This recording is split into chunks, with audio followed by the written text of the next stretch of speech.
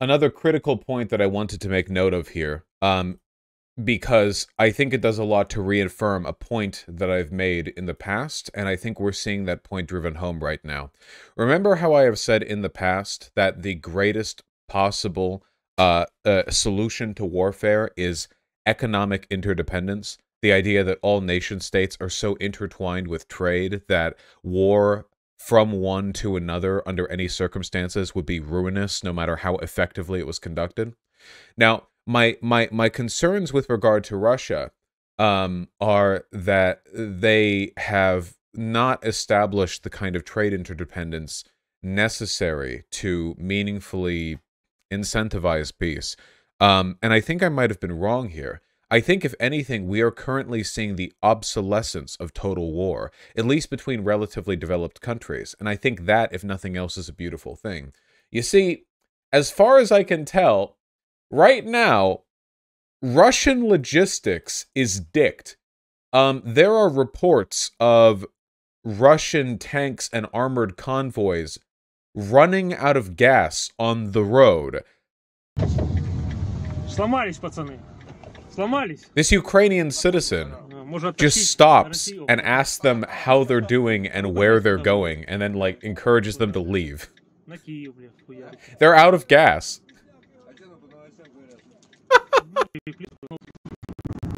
Drive a little more down the road, and oh, what's that? What's that? No gas? No gas? No gas? Сломались, пацаны. No gas? It's wild, and there are reports everywhere of convoys stalling, of them trying to, like, buy gas off Ukrainian civilians and get food as well. Like, they weren't given enough rations, the Russian soldiers, which is incredible. Also, if you are driving an armored convoy, I legitimately do not think that there is any way you're ever going to find civilians with enough gas to trade with. I'm just guessing here, but I have a feeling that the gas, the amount of gas that a Ukrainian civilian might stock up during wartime would be enough to power a T-72 tank for about 3 minutes, given that cars are small and light, and tanks are massive and incredibly heavy. I have no idea what they're supposed to do there. Apparently, I made a joke about this on Twitter that, you know, the pro-Russia fascists are still getting super mad at, but yeah, here we go. The fun fact, actually, there is no Russian word for logistics. It is not a concept they ever developed. Oh God. Listen, okay, it's just cultural differences, okay? They never, it's a concept. What's that old quote? Amateurs talk about strategy, generals talk about logistics. Which makes sense, of course, you know. A modern armored convoy, you know, requires an ungodly amount of logistical support in order to function. You know what I mean? The more complicated machines of war get, the harder it is to maintain them. You need a lot of gas and food, obviously, ammunition, of course, but tanks also need parts, right? I mean, a tank is composed of what? About 8 trillion parts? You know?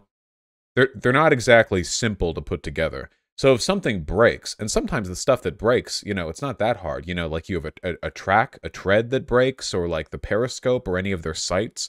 And then you need a replacement for that, or that tank is not going to be very useful. And that means you need to have the logistical line to bring those repairs. And if you don't have that, then you don't have anything. And given what we've seen in the Russian conflict so far, they haven't managed to take a single city.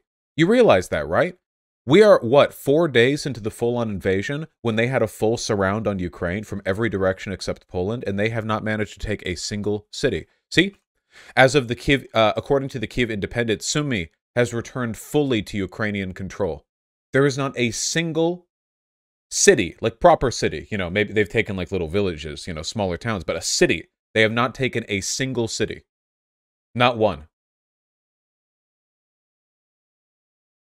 This effort at a blitzkrieg, this attempt to just storm in as quickly as possible, quickly assume control, cut things off at the head, has failed completely and utterly, you know? And I think what we're learning here, at least one of the things that we're learning here, is that in order to maintain a full wartime economy, you need a global economic wartime economy. The United States can do this. The United States is not only unfathomably wealthy, the United States also has an incredibly sophisticated and well-developed trade network that encompasses most of the world.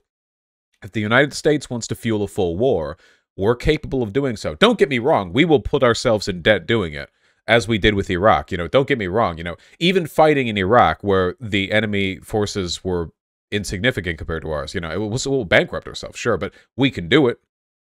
But Russia doesn't have anywhere near as much money as us. And I think this is actually a really good thing, because this tells me that, especially between countries with relatively modernized armies, the more advanced warfare gets, the more expensive warfare gets. And the more expensive warfare gets, the more you need to maintain global trade relations in order to fund that war.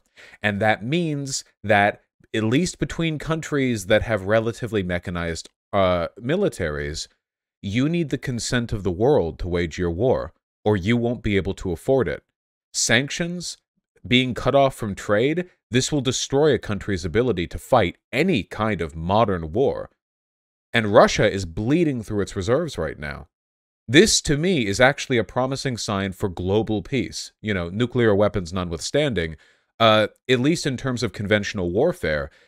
If Russia, with all of its weapons, can't maintain the necessary logistical support to properly invade Ukraine, even for a week, then what does that mean for the concept of modern militaries? Like, what does that mean even for the archetype? You understand? It would mean, essentially, that it would be impossible to conduct any kind of meaningful assault on a country that had any kind of global support. The world would need to consent to your advances, and ideally, the world would not. I personally think it's a good thing that war is prohibitively expensive. I think that's nice. And, there are more powerful economic forces in the region. See, now that Germany is no longer stalling the vote, the EU is planning on giving more weapons to Ukraine. Here we have Du Bois, celebrating their blessing from Saint Javelin, blessed be her name. Du Bois is the least well-equipped Ukrainian infantrymen right here, okay? May the blessings of Saint Javelin be visited upon them. May their aim be true and their target locks be be well calibrated. Spectacular stuff. The US has approved more aid. Germany is sending more aid. Estonia is sending, guys, I'm not gonna lie, I'm feeling pretty optimistic. In terms of the logistical and economic side of this war, Ukraine isn't just outperforming expected predictions. Ukraine is winning, outperforming Russia. And that is nothing short of a miracle. That is nothing short of a miracle. Yes, I do want to end on this. Thank you. I'm a person's linking this. One moment.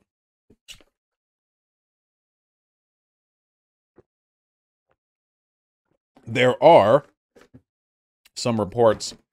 I believe the former Estonian Secretary of Defense made this claim. Now, this is unverified. The former Estonian Secretary of Defense is making the claim that a cabinet meeting between Putin and some of his oligarchs, his advisors, what have you, that intel reported from that indicates that Putin is extremely unhappy, expected the blitzkrieg to be over quickly, severely underestimated Ukrainian resistance, so on and so forth. This is to be expected, and I imagine this is true. What I'm not sure about, but desperately hope is the case, is the report that apparently this war is costing Russia, a country with not a lot of money to spend, $20 billion a day. and that they don't have that many rockets.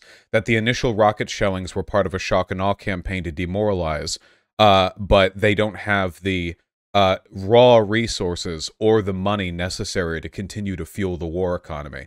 Because, as it turns out, there's a huge difference between having depots full of rusty, dust-covered old Soviet-era war machines and actually having the economy necessary to maintain, fuel, and arm them.